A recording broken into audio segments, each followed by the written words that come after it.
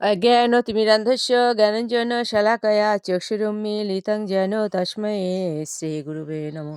नमो विष्णुपादाय कृष्णपृष्ठाय भूतले श्रीमते मानसस्वामिने ते नमामि। वाञ्छाकल्पतरुभ्यश्च कृपासिन्धुभ्येव च पतितानां पावनेभ्यो वैष्णवेभ्यो नमो नमो। गुरुकृपा हि केवलं गुरुकृपा हि केवलं गुरुकृपा हि केवलम्। ओम श्री परमात्मने नमः।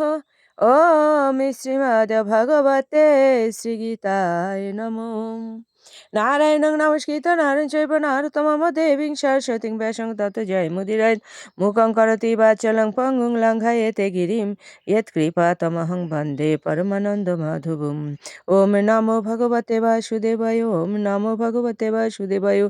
श्रीमद्भगवते श्रीगीताय नमः। श्रीगीताय नमः। श्रीगीताय नमः। শ্রীমদ্ ভগবদ গীতা ষষ্ঠ অধ্যায় ধ্যানযোগ শ্লোক সংখ্যা 44। পূর্ব অভাসেন তেন এবং রিয়াতে হি অবসাহায় অপি সাহা জিজ্ঞাসুয়পি ইয়াগাস্য শব্দ ব্রহ্ম অতি বর্ততে। অনুবাদ: তিনি পূর্বজন্মের অভ্যাসবশে যেন অবশ হয়ে যোগ সাধনের প্রতি আকৃষ্ট হন। এই প্রকার যোগশাস্ত্রে জিজ্ঞাসু পুরুষ বেদোক্ত সকাম কর্মমার্গকে অতিক্রম করেন, অর্থাৎ সকাম কর্মমার্গে যে ফল নির্দিষ্ট আছে তার থেকে উৎকৃষ্ট ফল লাভ করেন।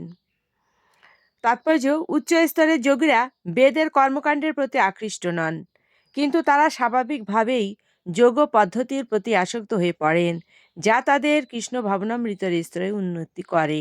এই কৃষ্ণ ভাবনামৃত হচ্ছে পরমার্থ সাধনের সর্বোচ্চ স্তর। শ্রীমদ্ ভাগবতে বৈদিক কর্মকাণ্ডের প্রতি উন্নত পরমার্থীবাদী নিরাসক্তি সম্বন্ধে বলা হয়েছে।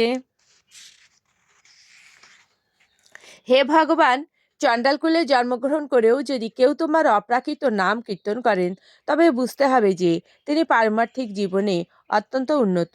যিনি ভগবানের নাম করেন তিনি নিঃসন্দেহে ইতিপূর্বে সব রকমের তপশ্চর্যা, যাগযজ্ঞ, তীর্থস্থান ও শাস্ত্র অধ্যয়ন সমাপ্ত করেছেন। এই সম্বন্ধে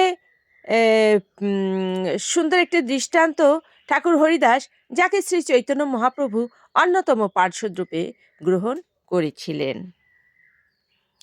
যদিও হরিদাস ঠাকুর যবনকুলে জন্মগ্রহণ করেছিলেন, কিন্তু তা সত্ত্বেও শ্রী শ্রী চৈতন্য মহাপ্রভু তাকে নামাচার্য রূপে ভূষিত করেছিলেন।